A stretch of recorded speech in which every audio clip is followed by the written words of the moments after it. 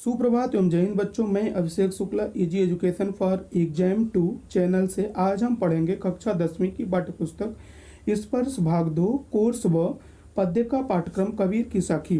Video अच्छी लगे तो लाइक करें, अपने दोस्तों में शेयर करें और चैनल पर नए हैं तो चैनल को सब्सक्राइब कर लें और साथ में बेल आइकन प्रेस कर लें ताकि मेरी प्रत्येक आने वाली वीडियो की नोटिफिकेशन नई आने वाली वीडियो की नोटिफिकेशन आपको मिलती रहे। तो आइए हम अपनी वीडियो शुरू करते हैं।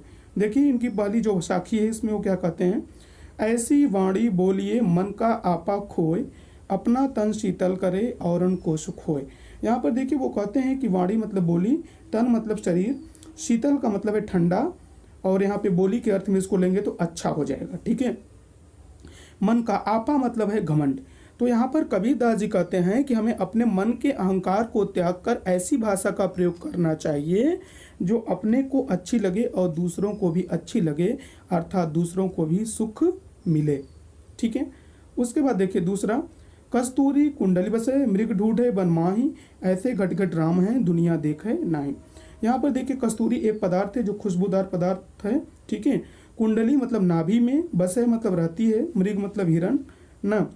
जो कस्तूरी है वो हिरण की नाभि में रहती है, परंतु हिरण इस बात से अनजान रहता है और वह कस्तूरी को ढूंढने के लिए वन में दौड़ता फिरता है।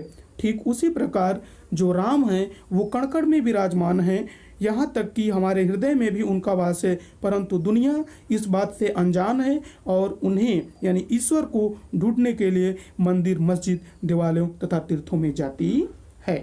ठीक है। उसके बाद देखिए अगला, जब मैं था तब हरि नहीं, अब हरि है मैं नाही, सब अंधियारा मिट गया जब दीपक देखा माही। अब यहाँ पर देखिए कबीरदास जी कहते हैं मैं मतलब यहाँ पे अहंकार है, घमंड है, हरि का मतलब ईश्वर के लिए प्रयोग किया गया है। ठीक है। यहाँ पर कबीरदास जी कहते हैं कि जब मेरे हृदय में अहंकार था तो ईश्वर का वास नहीं था और अब हमारे हृदय में ईश्वर का वास है तो अहंकार नहीं है, क्योंकि ईश्वर रूपी दीपक को जब हमने देखा तो मेरे मन का अज्ञान रूपी अंधकार मिट गया। उसके बाद देखिए अगला है, सुखिया सब संसार है, खाए और सोए, दुखिया दास कबीर हैं, जागे और रोए।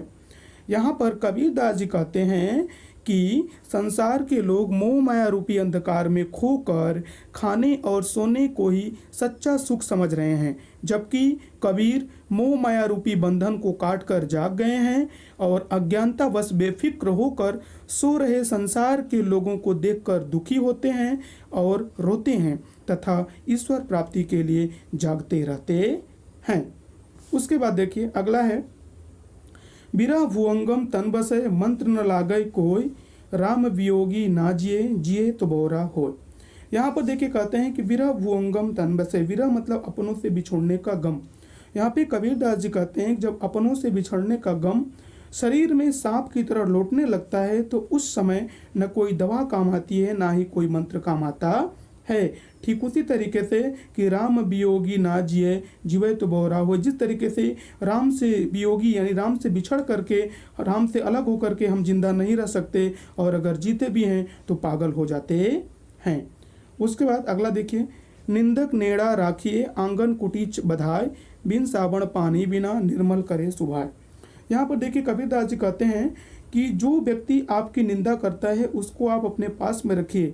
ठीक है। क्योंकि बिन साबुन पानी बिना, क्योंकि उसकी निंदा की डर से आप बिना साबुन और पानी के आपका जो स्वभाव है वो स्वच्छ हो जाएगा, सुंदर बन जाएगा। क्योंकि जब आप कोई भी गलत काम करेंगे तो उससे पहले एक बार आप सोचेंगे कि अगर मैं ऐसा करूंगा तो वो निंदा करने वाला व्यक्ति मेरी निंदा करेगा और उसकी निंदा की डर से आप कोई भी गलत काम, कोई भी झूठ, किसी की चोरी, किसी भी तरह का अप्रिय काम आप नहीं करेंगे और आपका जो स्वभाव है वो स्वच्छ बन जाएगा। तो निंदक नेड़ा राखिए, आंगन कोटी बधाए। वो कहते हैं कि जो निंदक आपकी निंदा करने वाला व्यक्ति उसको अपने पास में रखिए। नेड़ा मतलब पास में, राखिए मतलब रखना। यहाँ तक कि वो कहते हैं कि आंगन कुटी बधाए, अगर उसको कहीं जगह नहीं हो तो आप अपने आंगन में उसका घर बना दिए, अपने आंगन में उसकी कुटी बना दीजिए। ठीक है। बिन साबुन पानी बिना, क्योंकि अगर आप ऐसा करते हैं तो बिन साबुन पानी बिना, बिना साबुन और साबुन मतलब साबुन, पानी मतलब पानी, बिना साबुन और पानी के निर्मल करे सुभाए, आपका जो स्वभाव है वो स्वच्छ हो जाएगा उसकी निंदा की डर से। ठीक है। उसके बाद देखिए अगला है, पोथी पढ़ पढ़ जगमुआ पंडित भयान कोय, एक आसिर पीयू का पढ़े सुपंडित हो। यहाँ पर कहते हैं, कबीरदास जी कहते हैं कि पोथी पढ़ पढ़ जगमुआ, बड़े बड़े ग्रंथ पढ़ करके संसार में बहुत सारे लोग मर गए, लेकिन कोई भी विद्वान, कोई भी पंडित नहीं हुआ। एक आसिर, आसिर मतलब अक्षर, पीयू मतलब प्रेम का। वो कहते हैं कि लेकिन एक अक्षर भी जिसने प्रेम का पढ़ लिया, ईश्वर प्रेम का जिसने एक अक्षर भी पढ़ लिया, वो विद्वान हो गया, वो पंडित हो गया, और वही सच्चा पंडित है, वही सच्चा विद्वान है। ठीक है। उसके बाद देखिए अगला है, हम घर जाल्या आपड़ा लिया मुराड़ा हाथ, अब घर जालो ताश का जे चले हमारी साथ। यहाँ पर वो कहते हैं कि कबीरदास जी कहते हैं कि यह जो सांसारिक विषय विकार एवं मोह माया रूपी घर है, उसको उन्होंने अपने हाथों ज्ञान रूपी जलती हुई लकड़ी से जला दिया, और अब वो कहते हैं कि जो मेरे साथ हैं उसका भी विषय वासना मोह माया रूपी घर को वो जलाना चाहते हैं। ठीक है। ताश मतलब उसका, यानी जो उनके साथ हैं उनके भी विषय वासना मोह माया रूपी घर को उस ज्ञान, जलती हुई ज्ञान की लकड़ी से जलाना चाहते हैं। ऐसा वो क्यों करना चाहते हैं? ऐसा इसलिए करना चाहते हैं क्योंकि वो चाहते हैं कि उनके साथ साथ उस व्यक्ति को भी ईश्वर का साक्षात्कार हो, उस व्यक्ति को भी ईश्वर का ज्ञान प्राप्त हो, और वह उसको भी मोक्ष मिले। ठीक है। तो उम्मीद करता हूँ आपको समझ में आया होगा। मिलते हैं अगली वीडियो में। जय हिंद, जय भारत।